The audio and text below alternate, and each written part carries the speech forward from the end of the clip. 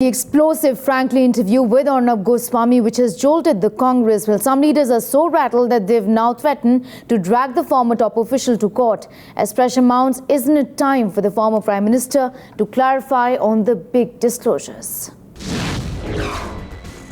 5 stunning disclosures in a sensational interview, creating tremors in the Congress.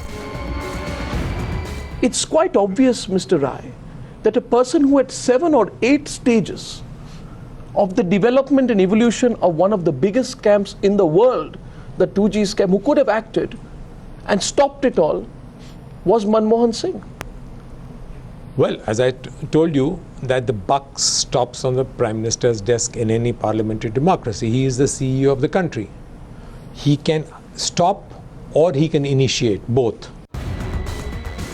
And as Vinod speaks to Arnab becomes the nation's biggest talking point. There were 3-4 Congress MPs, they're not MPs anymore.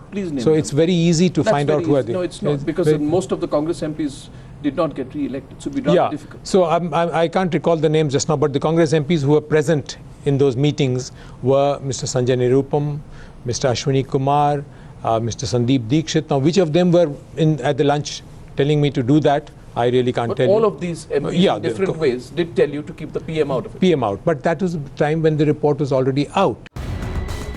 Congress leaders are facing the heat. I don't think that this is too exaggerated a version, because what the former CAG has been saying all through, and now what he is saying, is his view only. But that view does not stand to the test of the facts. The then CAG felt that a particular appointment was wrong in form and substance. He should have put it in the report and also elucidated his reasons for doing so. One MP even threatening to drag the former CAG to court. It's all bakwas. I dare him and I challenge his memory. I contradict his statement.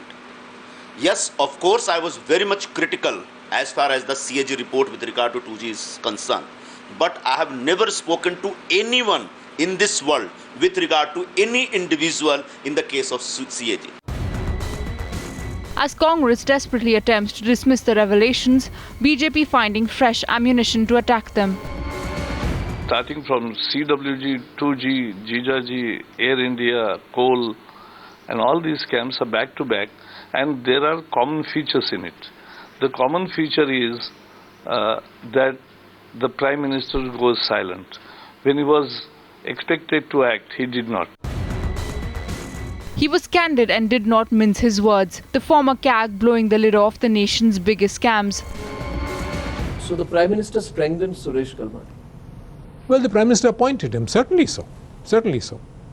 So the root cause of the CWG scam goes back to 2010, to that decision. If somebody in government, accountable to the finance ministry, or accountable to the parliament in the nature of being a minister, had been there, certainly he could have been held far more accountable.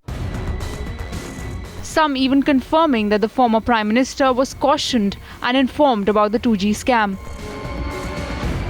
I wrote to the Prime Minister, I spoke to him, and I wrote to him saying that there are some matters of concern in this, and that a committee should be appointed, a group of ministers or a cabinet committee or something like that.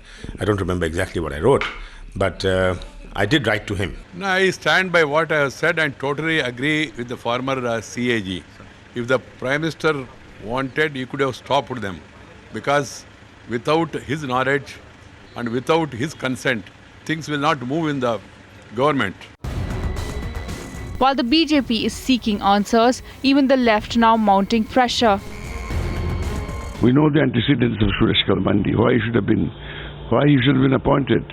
And in this case also, Prime Minister was well aware what wrong is being perpetrated by Suresh Kalmani and his associates. He is not alone to be blamed. Vinod Rai's sensational revelations creating a stir. And now the onus is on the former Prime Minister to answer. Bureau Report, Times Now.